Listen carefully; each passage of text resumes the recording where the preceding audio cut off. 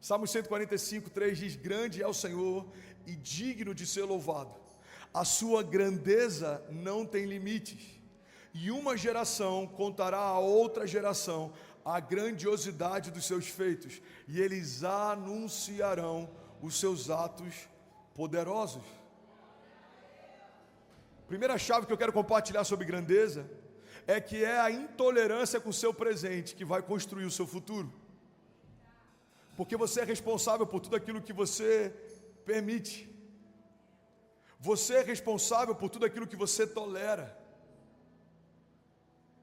O preparo, irmão, fala a respeito de alguém que olhou para o que está vivendo, olhou para o que Deus chamou para viver, e ele não aceita mais nada abaixo das suas promessas. O preparo para ser grande fala a respeito de temporadas em que a gente está em busca de um lugar que Deus nos prometeu, a gente está em busca de promessas que Deus nos confiou, a gente está em busca de lugares que Deus vai nos colocar, a gente está em busca de milagres que Deus disse que faria, irmão. O preparo é quando a gente não chegou ainda no lugar, mas a gente já caminha como se tivesse chegado. Preparo para quem está em Deus não significa esperar que Deus faça. O preparo para quem está em Deus é saber que Deus vai fazer, e por isso eu já caminho à altura, como se Ele já tivesse feito. Deus não vai nos colocar para assumir reinados enquanto não caminharmos como príncipes. Deus não vai nos colocar para liderar comunidades enquanto nós não liderarmos nas pequenas coisas. Deus não vai nos dar grandes recursos enquanto nós não formos fiéis nas pequenas porções. A Bíblia diz que aquele que é fiel no pouco, sobre o muito será colocado. O que é isso? É um tempo de preparo para ser grande. Por que nem todo mundo vive grandeza? Porque nem todo mundo é fiel no preparo. Deus dá pouco, eu sou infiel no pouco. Deus nunca confio muito. Deus me dá uma célula para liderar, eu lidero um GC, mas eu não consigo ver isso como algo grandioso. Eu acho que isso é muito pequeno para aquilo que eu poderia fazer. Eu tenho muito potencial, meus líderes não olham para mim, as pessoas não me notam, são só 20 pessoas. Então Deus olha para isso e fala: se você não se alegra com 20, você não está pronto para 20 mil. Eu lembro, irmão, que quando eu dizimava R$200, R$300, eu tinha uma alegria de poder pegar um envelope, colocar R$300. Para mim na época era uau, eu estou me desprendendo de R$300 para poder derramar isso. Jesus, meu coração é seu, eu estou aqui, ó, isso aqui é para provar que o dinheiro não me tem. Então Deus olha para isso e fala: ele está pronto para se desprender de 300, ele está pronto para se desprender de 3.000. E aí chegou o momento de me desprender de 3.000 e Deus fala: ele está pronto para se desprender de um pouco mais. É assim com recursos, é assim com talentos, é assim com situações, estações. Deus está sempre pronto para promover quem foi aprovado. Você só vai ser promovido no lugar onde você foi aprovado. E você só vai ser aprovado no lugar onde você foi testado. Só existe grandeza em quem viveu preparo. Porque Deus nunca confia a meninos algo que Ele gostaria de entregar a homens. Você está comigo? Diga amém. Eu amo falar sobre o preparo porque eu faço parte de uma geração ansiosa que ama queimar etapas. Eu falei sobre isso algumas semanas atrás. Tem um apóstolo, o apóstolo Joel, e eu vi um Reels dele que eu achei maravilhoso. Ele disse: muitas pessoas na minha igreja perguntam: apóstolo, eu quero fazer o que você faz para viver o que você vive. E ele fala: isso agora é fácil. As pessoas me vêm preparando uma mensagem, liderando uma igreja próspera, chegando num bom carro, vivendo uma boa vida, tendo filhos bem criados, vivendo promessas na minha casa, vivendo um casamento saudável. E as pessoas olham para o que eu estou vivendo e elas pensam: eu quero fazer o que você faz para viver o que você vive. Mas ele disse: se você quer viver o que eu vivo, você não precisa fazer o que eu faço, você precisa fazer o que eu fiz. Você quer viver o que o pastor Márcio vive? Poder ter os netos assentados à mesa, poder transferir a liderança para um filho, poder ter uma igreja saudável, poder ver nações sendo tocadas, poder ver, depois de 50 anos, se jubilando e vendo os frutos do seu penoso trabalho. Você quer viver o que ele vive? A gente precisa fazer o que ele fez. Lagoinha foi marcado por estações em que o pastor Márcio raspava a cabeça, fazia votos, pregava descalço, andava em aeroportos descalço, fazendo votos: Deus, eu quero alcançar o teu coração, eu quero ser humilde, eu quero viver milagres, eu quero que a minha igreja viva um romper. Lagoinha já foi marcado por tantas e tantas e tantas estações, várias delas eu nunca ouvi falar, fiquei sabendo esses dias. Que algumas décadas atrás, quando o pastor Márcio fez um voto, pessoas começaram a se solidarizar e fazer votos com Deus também. E alguns barbeiros de Belo Horizonte começaram a ficar na frente da porta da igreja, porque as pessoas saíam dos cultos, faziam votos, raspavam a cabeça, e começou a mover de milagres e de avivamento, de busca e de fome. Então a gente olha para tudo que está acontecendo hoje e fala, é simples, é só fazer o que eles fazem. Não é tão simples, você precisa fazer o que eles fizeram. Queremos viver o que Daniel viveu, precisamos fazer o que Daniel fez. Queremos viver o que Davi viveu, precisamos fazer o que Davi fez. Queremos viver o que José viveu, precisamos fazer o que José fez. Alguém está comigo? Diga amém. É durante o preparo que Deus separa meninos e homens. É durante o preparo que Deus testa as nossas motivações. Tem coisas que levam tempo porque precisam levar tempo. Porque o tempo, ele é tão poderoso, irmão. Ele não tem boca, mas ele fala. O tempo não tem mãos, mas ele move muitas coisas. Uma das coisas mais poderosas que o tempo faz é testar as nossas motivações. O tempo deixa claro se aquilo que a gente diz que deseja é só uma empolgação ou é um propósito de vida. Tem gente que começou a fazer algo para Deus e porque não foi visto parou. O tempo deixou claro que nunca foi para Deus. Tem gente que começou a fazer algo buscando a aprovação do seu líder, o seu líder nunca aprovou e ele parou de fazer. Está muito claro que nunca foi para Deus. O preparo, irmão, ele passa por momentos de invisibilidade. Você vai fazer coisas que ninguém vai ver. O preparo, ele passa por momentos de rejeição. Você vai fazer coisas que Deus pediu para fazer, mas nem todo mundo vai aprovar. O preparo, ele passa por momentos de escassez. Você não tem o que precisa, mas você vai precisar crer que Deus vai suprir o que falta. O preparo fala a respeito de tempos de retaliação. Porque para você falar de um Deus que protege, você vai precisar ter sido protegido quando alguém te perseguiu.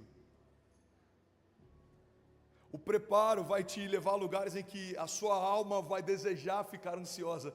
Porque para falar da paz que excede todo entendimento, a gente vai precisar passar por estações em que a gente vai precisar abrir mão do direito de entender. O preparo coloca todo homem em lugares em que só Deus pode fazer algo. E quando você vê Deus fazendo no futuro, quando novos gigantes se levantarem, quando ondas ainda mais altas vierem, você vai saber que o Deus que fez no passado vai fazer de novo. Por quê, André? Porque eu fui experimentado. Porque eu carrego no meu corpo as marcas do Evangelho, como diz Paulo. Se for para Jesus, você pode fazer melhor.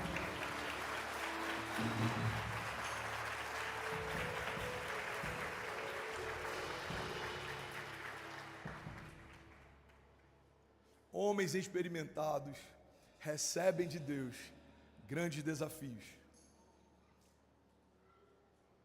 Homens que ainda não são experimentados recebem de Deus estações que são difíceis. José, enquanto menino, foi colocado em cadeias. Paulo, em prisões. Davi, em desertos. Mesaque, Sadraque e Abednego, em fornalhas. Daniel, em covas.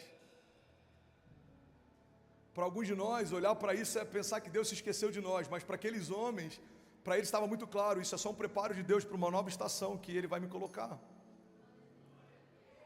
Quando Deus pede para Abraão seu filho, Ele não queria o filho de Abraão, Ele queria testar o coração de Abraão, e quando o coração de Abraão foi aprovado, o legado de Abraão se estabeleceu. Milhares de anos depois falamos sobre os heróis da fé. Hebreus 11, a galeria dos heróis da fé é citada pela igreja até o fim dos tempos. Por quê? Porque homens que viveram o tempo do preparo, viveram o tempo da grandeza. Você está comigo? Irmão, olha para mim. Caminhar em grandeza não é uma opção, é a única opção. Fomos chamados por Deus para sermos grandes. Isso não é teologia da prosperidade. Eu não estou falando só de recursos financeiros. Eu estou falando de caráter, eu estou falando de visão, eu estou falando de unção, eu estou falando de autoridade, poder de mando. O dunamis de Deus que foi colocado em nós, o poder explosivo que gera mudança, a autoridade de Deus que foi confiada a nós, a chave do reino, e aquilo que ligarmos será ligado, aquilo que desligarmos será desligado. A unção criativa, a forma pela qual Deus se revela para a criação, o poder criativo, Ele abre a boca e novas realidades se estabelecem, Ele libera uma palavra e novas realidades acontecem. Bíblia diz que carregamos na nossa língua o poder de vida e de morte. Então, se você não profetiza, você está deixando de usufruir de parte do poder e autoridade que Deus te confiou. Se você não declara, você está deixando de usufruir de parte da autoridade, da palavra da fé que Deus te confiou. Você está comigo? Irmão, olha para mim. Caminhar em grandeza fala a respeito do nosso DNA profético, fala a respeito da nossa identidade nos céus, fala a respeito da nossa filiação. A Bíblia chama ele de leão da tribo de Judá. E você não precisa estudar muito a biologia para saber que filho de leão é leão. Então, caminhar em grandeza não significa você se moldar para caber no lugar, significa você só saber quem você é e andar à altura disso. Quando o leão chega no ambiente, ele não precisa se apresentar, todo mundo sabe quem ele é. Olha que interessante, o leão não é o animal mais rápido que existe, ele não é o animal mais forte que existe, ele não é o maior animal que existe, ele não é o animal mais pesado que existe. Mas quando o leão entra numa sala, todo mundo sabe que ele entrou. Se entrasse um leão aqui agora, quando você ouvisse o rugido dele, você ia procurar a primeira porta de incêndio, você ia sair correndo, sem olhar para trás. Quando a Bíblia nos chama para andar à altura da identidade que temos, significa que a gente vai perder menos tempo se justificando, a gente vai ficar no lugar onde Deus nos justifica. A gente vai perder menos tempo se esforçando, a gente vai ficar no lugar de descanso onde Deus faz por nós. A Bíblia diz que aqueles que Ele ama, Ele dá enquanto dorme. A gente vai ficar se cansando menos para conquistar aquilo que pela fé a gente já recebeu.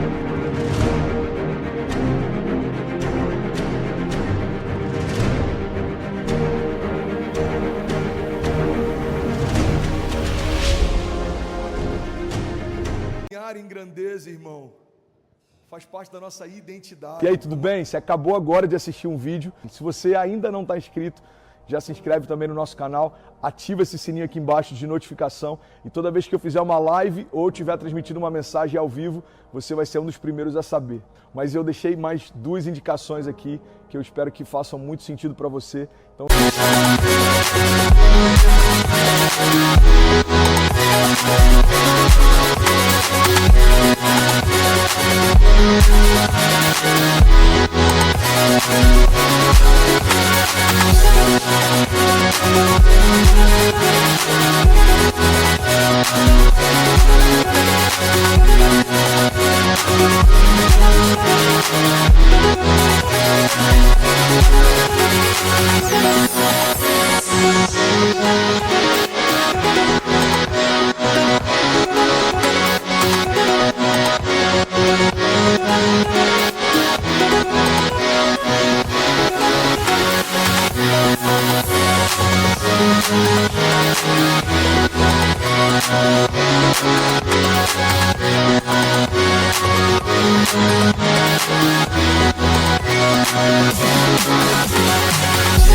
Já aproveita e clica para assistir a próxima mensagem, beleza? Seja bem-vindo ao time de incendiários e eu espero de verdade que essas mensagens mudem a sua vida como elas têm mudado a minha também. Até a próxima. Valeu!